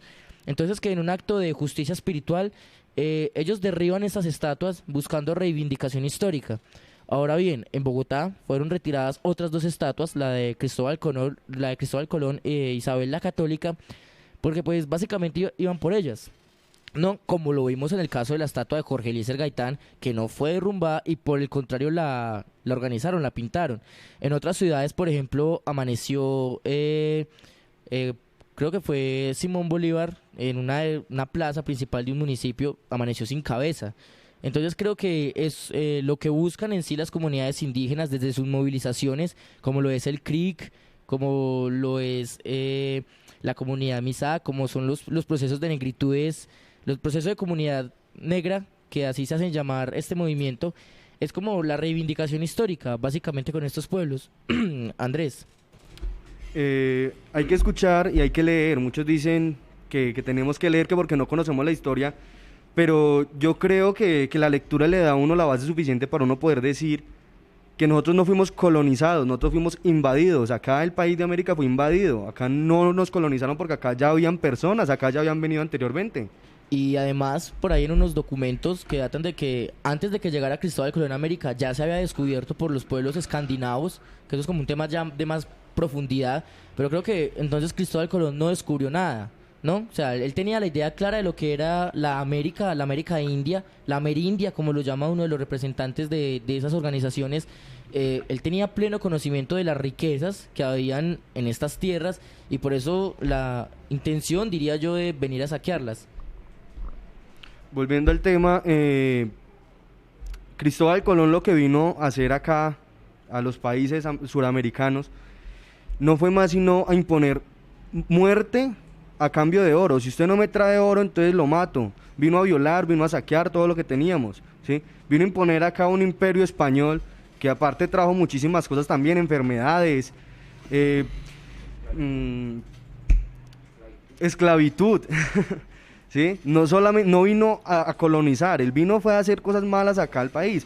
Entonces, la deuda histórica que tenemos con los pueblos indígenas, a los que han pisoteado, a los que han masacrado, a los que les quitan las tierras para montar, no sé, supermercados, para hacer barrios.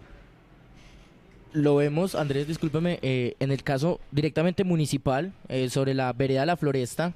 El alcalde del municipio de Calarcá, Luis Alberto Balcero, planea modificar el plan básico de ordenamiento territorial para darle vida a esas urbanizaciones que se construyen. En este caso se construye una urbanización sobre la vereda La Floresta, que pues quienes tienen conocimiento era uno de los pasos de herradura de aquí en el Quindío que conectaban entre la ciudad de Calarcá y Armenia. Esto, sobre un asentamiento indígena puntualmente, en este momento se planea construir una urbanización de la cual en los primeros procesos se extrajeron más de 200 artículos de historia precolombina, de esos entierros que dejaban los indígenas como cementerio indígena, y se pierden todos esos artículos que habían bajo ese asentamiento indígena sobre el que ahora urbanizan, y básicamente no hay respuesta. O sea, no hay respuesta ni por parte de los órganos de control, ni por parte ni siquiera del museo, que era el que debían de llegar esas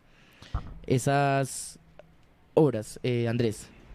También me gustaría decir, ¿sí?, que en respecto a Simón Bolívar, que es el que apareció decapitado en algunas ciudades, si bien yo creo y soy consciente y digamos que puedo estar agradecido en parte con Simón Bolívar por la independencia, que gracias en parte también a él fue la que se construyó, no podemos dejar de reconocer el daño grandísimo que hizo en Pasto, en las comunidades pastusas, ¿sí? Esto es algo que todo el mundo debería de conocer y que a mí me parece increíble que al día de hoy hayan personas que estudian y personas estudiadas supuestamente que no sepan qué hizo Simón Bolívar en Pasto. No sé si alguien acá sepa qué hizo y quiera que de pronto que se lo comenten o quiera comentarlo. Tengo un poco de conocimiento acerca del tema, y es que Bolívar, el pueblo pastuso, en principio, ya había como logrado contagiar un poco esas ideas revolucionarias al ejército español. Entonces, básicamente el ejército español trabajaba para el pueblo pastuso. Llega Bolívar a imponer esta idea independentista y el pueblo pastuso no se rige a esa idea y básicamente los masacra imponiendo esa independencia, y tiempo después diría que sería una de las luchas más duras porque no había encontrado a guerreros tan poderosos que parecían que fueran cuidados por el diablo. Lo decía Bolívar en una carta que en este momento textualmente no lo tengo, pero eso decía. Entonces, el daño que genera Bolívar, porque ahora día conocemos a los pastusos como los más brutos. O sea, o nos han hecho esa narrativa del pueblo pastuso cuando realmente no es así. Porque si bien vemos, ni en el departamento de Nariño no gana el uribismo hace un buen tiempo. Entonces no son tan brutos como los quieren hacer ver.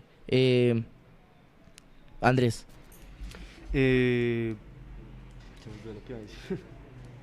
Bueno, entonces, opiniones al respecto. Mike. Pues, a ver, también cabe esclarecer que cuando se hizo derribo de la estatua de Sebastián de Belalcázar, ellos lo hicieron prácticamente porque, así como lo hizo Cristóbal Colón, Juan de Belalcázar también fue un explorador y conquistador, pero más que conquistador, fue un genocida, el cual vino también a imponer una cultura distinta a la de nosotros, la cual vino a imponer represión, la cual vino a, digámoslo así, extraer todas nuestras raíces, porque básicamente es como siempre nos han dicho, todos tenemos raíces indígenas, y es totalmente cierto. No hay que negar que de alguna forma, a grosso modo, todos los colombianos tenemos raíces indígenas, las cuales se hacen presentes hoy en día como las que están buscando en realidad una verdadera nación, las cuales están peleando por sus derechos, las cuales están peleando porque no se les expropien más de sus culturas y no se les haga un lugar aparte en la historia nacional. La verdad, quiero hacer énfasis en que los pueblos indígenas que han estado presentes en las movilizaciones, en las protestas, tienen todos mis respetos, precisamente porque nadie más que ellos ha estado más parado en la línea, como lo decimos coloquialmente, para defender lo que es de ellos. Jordi.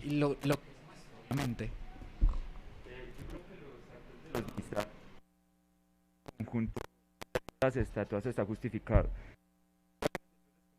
La historia de nuestra propia tierra. Estos son tribus aborígenes que se vieron masacradas por los mismos conquistadores. También se acompañaban a otras tribus para esa misma guerra que retornó en la conquista de España. Era prácticamente un imperio que no veía la noche, ya que era un imperio súper grande. De igual manera, creo que deberíamos cambiarle la óptica que tenemos sobre estos conquistadores, que son genocidas más que otra cosa. Ya. Bien, bueno, entonces ese fue el análisis de ese derribo de estatuas que se hizo por parte de la comunidad Misak. Ahora bien, ya faltándonos 5 minutos para finalizar el programa, vamos a abrirles una puerta para que desde sus casas, desde sus trabajos, desde sus hogares, se hagan la pregunta que yo tengo en este momento, ¿sí? Y es que ayer, en Norte de Santander, en la 30ª Brigada, creo que fue, estalló un carro bomba. Como lo mencionó el Ministerio de Defensa, hasta ahora hay más de 36 heridos. Esto pasa en un contexto social de movilizaciones muy grande. Esto pasa cuando el proceso de movilizaciones, el paro nacional, está como que en su auge mayor y evita completamente la atención en ese proceso de movilizaciones y la centra en ese estallido de ese carro bomba que se presentó en Cúcuta. Entonces es como recordar lo que pasó, creo que hace 3 años, en la escuela oficial de cadetes General Santander en Bogotá, que también se presentó un caso igual, que fue cuando se presentó el suicidio de Pisano, que estuvo relacionado con el fiscal Néstor Humberto Martínez. No, entonces la pregunta es puntual. ¿El gobierno colombiano tendrá responsabilidad en estas actuaciones? Porque es una clara cortina de humo para las problemáticas que se están viviendo en el país. O sea, porque ya se vio desde el momento de